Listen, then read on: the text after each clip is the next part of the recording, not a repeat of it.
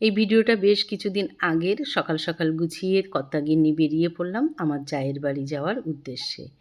আজকে আমার জায়ের বাড়ি নেমন্ত্রণ ছিল, সেই কারণেই গেছি। কি কি রান্না করব, কি রান্না না করব সবটাই দেখাবো তোমাদের সাথে। তার জন্য তোমাদের যেটা করতে হবে, ভিডিওটা প্রথম থেকে শেষ অবধি দেখতে হবে। ভালো লাগলে অবশ্যই লাইক, কমেন্ট, শেয়ার করবে। আর যারা ফেসবুক থেকে দেখছো তাদেরকে বলবো ফলো বাটনটা প্রেস করে আমাকে পাশে রাখবে। যারা ইউটিউব থেকে দেখছো তাদেরকে বলবো একটু সাবস্ক্রাইব করে আমাকে ভালোবাসায় ভরিয়ে দেবে। চলে এসেছি জায়ের বাড়ি। সকাল সকাল যাও রেডি ছিল, তাই সোজা জায়ের ঘরে ঢুকে পড়েছি। আর প্রথমেই কোথায় যাব জানো তো? ঠাকুর ঘরে, যেখানে গেলে মনের শান্তি পাওয়া যায়। আর আমার জায়ের ঠাকুর ঘরটা দেখে আমার খুব ভালো লাগে, তাই আমি ওর কাছে আসলে চেষ্টা করি যে সবার আগে একটু ঠাকুরকে প্রণাম করার। তারপরেই চলে গেলাম সকালবেলা খাওয়া দাওয়া করব জায়ের রান্নাঘরে। যেহেতু জায়ের শোয়ার ঘরটা নিচে, রান্নাঘরটা উপরে করেছে, তাই একটু বেশ দোটানার মধ্যে পড়তে হয়। আর সকালবেলা ও ফেনা ভাত আর আলু সিদ্ধ ডিম সিদ্ধ করে রেখেছিল। খাওয়া দাওয়াটা কিন্তু সেই হয়েছিল। তারপরে দেখো দুপুরে যা যা রান্না করব সব মোটামুটি যতটা পারি এখানে গুছিয়ে নিয়েছি। এখানে তো সবটা নেই, আরও আছে, করতে হবে সেগুলো।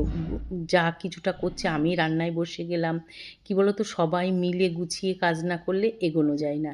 আর আজকে আমার জায়ের বাড়ি বেশ কিছু লোক খাওয়া দাওয়া করবে, তারই তোড়জোড় চলছে। আর পাল্লা দিয়ে পড়েছিল গরম। এত গরম পড়েছিল যে ভাষায় প্রকাশ করার মতো না। আর যেহেতু দেখো নিজের বাড়িতে আমরা নিজের মতন করে থাকি, সেইভাবে মানে জামা কাপড় পরি, কিন্তু অন্যের বাড়িতে গেলে তো সেটা হয় না। তাই ডালটা ভেজে, মুগ ডালটা হালকা ভেজে আমি কিন্তু একটা প্রেশারের সিটি দিয়ে নেব, যেহেতু মাছের মাথা দিয়ে ডাল করব। আর তারপরে বেগুন ভেজে নিয়েছি। বেগুন ভাজা তুলে এই যে দেখতেই পাচ্ছ, তারপরে সেই তেলে আমি মাছ ভাজতে লেগেছি।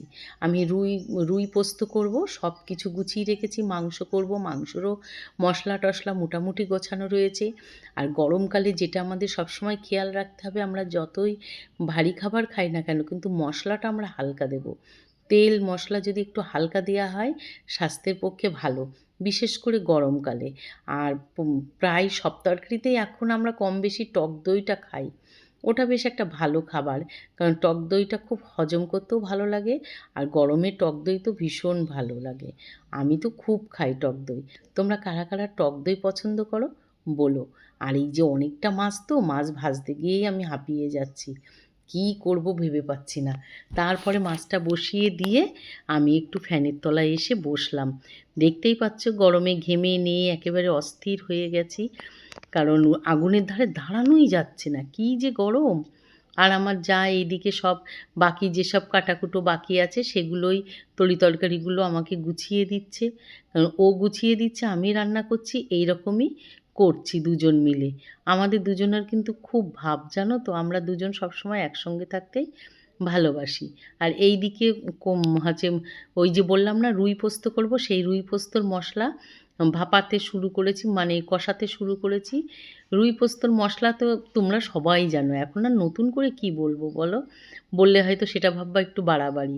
ওই তো আমি এটা যেটা করেছি সেটা হচ্ছে দই, পোস্ত, কাজু, কাঁচা লঙ্কা সব একসঙ্গে দিয়ে পেস্ট করে নিয়েছি। টমেটো, যাতে একটু টকটক হয়। আর এই মাছের মাথাগুলো দিয়ে ভাবছি লাউ ঘন্ট করব। মাছের মাথা দিয়ে লাউ ঘন্ট কারা কারা খেতে ভালোবাসো গো?